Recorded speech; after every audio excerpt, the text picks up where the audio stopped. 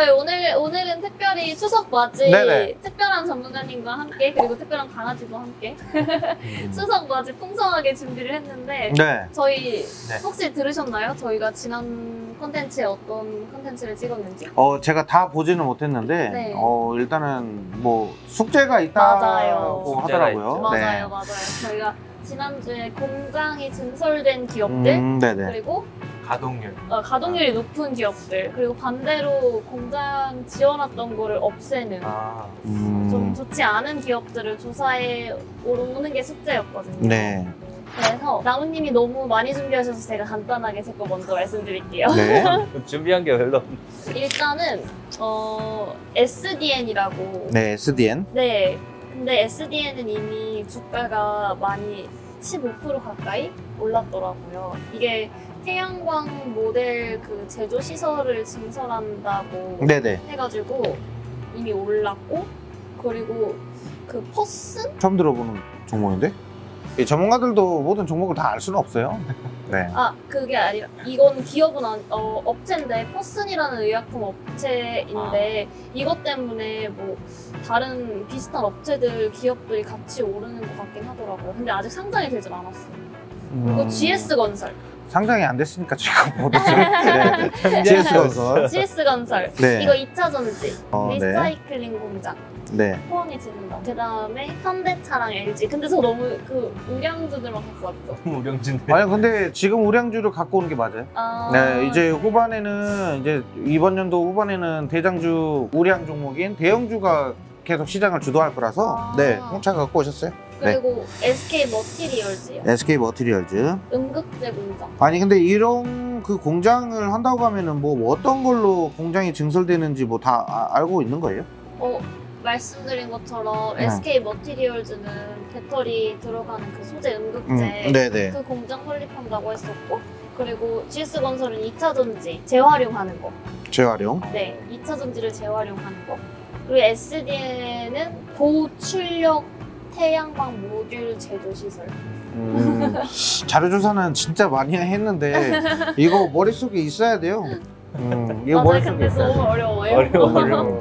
이게 처음에는 어려운데 이게 여기에 대해서 공부하다 보면은 거기에 대해서 자연스럽게 머릿속에 남아요. 그리고 내가 직접 그 종목을 투자를 해봐야 돼요.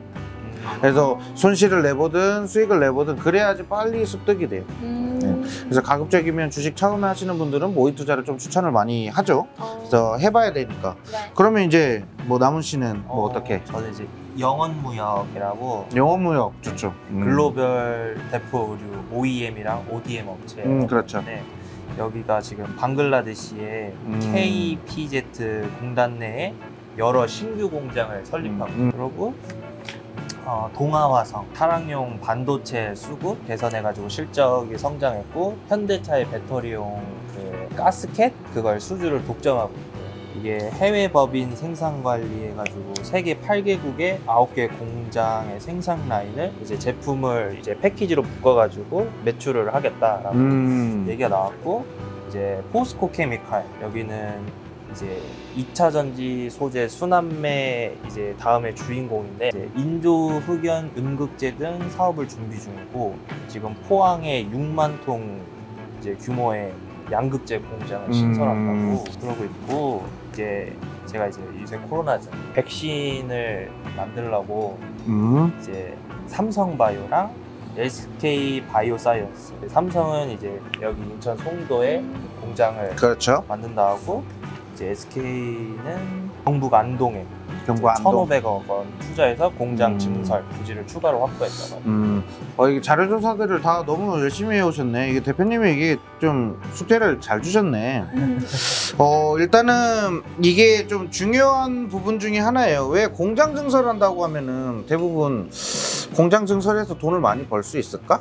뭐 이런 생각들 많이 하잖아요. 그런데 지금 최근 시장들은 물량이 부족한 상태고 그리고 원자재 가격이 상승하다 보니까 이만큼 생산을 많이 하면 할수록 거기에 대한 수혜가 빨리 찾아오는 게 바로 그런 시너지 효과가 있거든요. 일단 뭐 포스코 케미칼이나 뭐 여러 종목들이 있어요. 뭐 2차 전지, 음극재, 양극재 관련돼서는 더 많이 확장을 시켜야 되는 게 맞는 거고 그런데 영업무역이나 현대차나 뭐 지금 동남아 시장에 지금 공장 증설한다라고 하는 기업들이 있죠. 이런 기업들은 조심해야 돼요. 일단 첫 번째로 동남아 시장에는 최근에 변이 바이러스로 인해 가지고 확산세를 잡지 못해서 봉쇄 조치를 했었죠. 네. 그러면서 경제적인 활동이 안 되다 보니까 삼성도 가동률을 30% 이상 줄였고, 현대차는 아예 생산 자체를 중단시켰고, 이런 것들이 이제 주가에 영향을 많이 입히기 때문에 동남아 쪽에다가 공장을 자꾸 짓는다고 했을 때 호재가 되지는 않아요. 이런 거를 우리가 체크를 해야 되겠죠. 그래서 영업무역 같은 경우도 이번에 한세실업이다, 뭐 아니면 여러 다른 기업들이 있어요. 그 명품 의류를 만드는 그런 생산 기업들이 가동이 대부분 중단되거나 아니면 정리하고 한국으로 다시 들어오고 있는 그런 추세이기 때문에 이런 것까지 추가적으로 같이 보시는 게 조금 좋을 것 같아요. 궁금한 거. 근데 만약에 공장이 이렇게 가동을 하잖아요.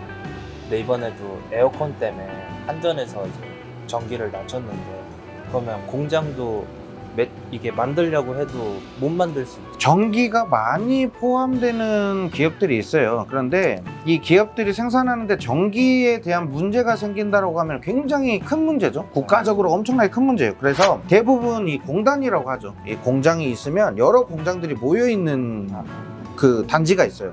여기에는 전기를 계속적으로 공급하는, 2차적으로 전기를 생산하는 기업들이 중간중간에 들어가 있어요. 전기를 계속적으로 공급을 해주는 거죠. 예를 들면 이런 게 있죠. 중간중간에 공단에 폐기물 업체들이 하나씩 들어가 있어요. 막 태우죠. 태우면 거기에서 2차적인 열 에너지가 생기면서 그걸로 인해서 에너지를 공급해주는 그런 회사들도 있어요. 예를 들면 KG ETS나 코엔텍이나 뭐 이런 회사들.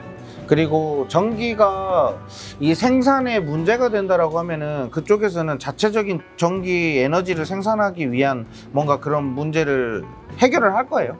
전기로 인해서 생산이 좀 제한된다? 이런 거는 솔직히 좀 문제가 좀 시급하죠. 아니 근데 좀 번외긴 한데 네. 이제 당장 내일부터 수요일까지 휴장이잖아요. 그렇죠. 그래서 목요일 됐을 때 지수가 어떻게 될지 모르잖아요. 근데 막 그 전문가분들이 지난해, 지지난해 이렇게 좀 지난 데이터를 좀 통계를 내봤더니 네네. 추석 연휴 직전에는 좀 약세를 보이다가 추석 연휴가 끝나면 좀 지수가 반등하는 모습을 보이는 경우가 많았다, 뭐 이런 통계가 있더라고요. 그렇죠.